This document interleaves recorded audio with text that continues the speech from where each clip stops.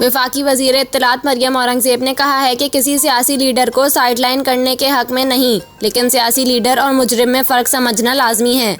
एक बयान में मरियम औरंगज़ेब ने कहा कि हम बंद कमरों में एक्सटेंशन देने वाले लोग नहीं। जनरल रिटायर्ड फैज़ हो या कोई और, जो भी इस मिशन में रहा है इसको सज़ा मिलनी चाहिए।